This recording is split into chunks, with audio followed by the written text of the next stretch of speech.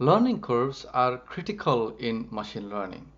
They are the key to diagnose and debug a model's performance. A typical learning curve has number of epochs in the x-axis, and in the y-axis it has either the loss or accuracy or other metrics such as mean absolute error. In a learning curve, what we want to observe is how does the model perform on the training set and the validation set over the number of epochs. That is, as we feed the model data more and more rounds, how does it do on the two different data sets? Usually, in a learning curve, we always have these two curves, one curve for the training set and the other curve for the validation set.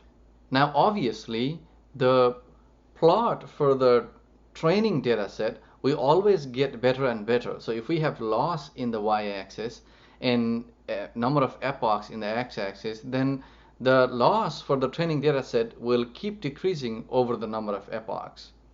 What's very interesting and important to observe is the behavior on the validation data set. That is, how does the model do on the validation data set over epochs? So the accuracy on the training set may keep increasing if we plot accuracy instead of loss.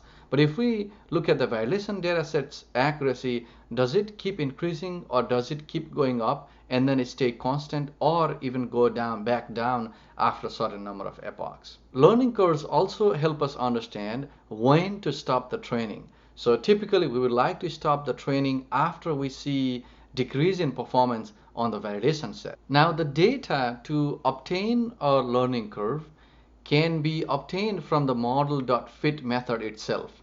So if we pass validation data, that is your x valid and y valid as inputs to the model.fit function, what it does is as it learns from your x train and y train, so it takes x train as input and calculates the loss with the y train, and as it learns its weights, after the end of each epoch, it can evaluate the model on the validation set. So it is important to note that the model.fit method doesn't use the validation set, validation data to do the training, but instead only to evaluate the model at the end of at each epoch. And then whatever performance it collects on this validation set, it keeps putting this into the history dictionary so that at the end of the training, we can look at this dictionary, the history dictionary, and then use those data to plot curves to study how the model did over epochs. What variables go into the history dictionary is also determined by what metrics you put in your model.compile method. A learning curve can also inform us if we are under training a model.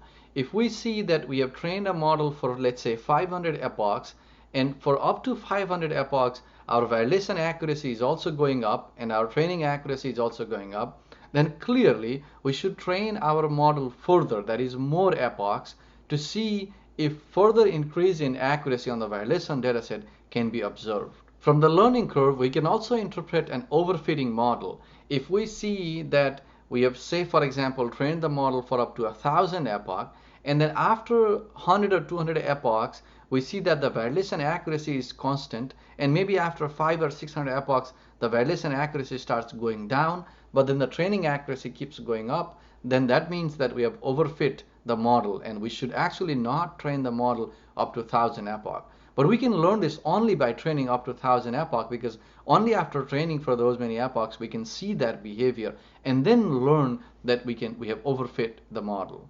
In a way, learning curves are like your measuring tapes that you can use to keep measuring how far your model is from where you'd like it to be.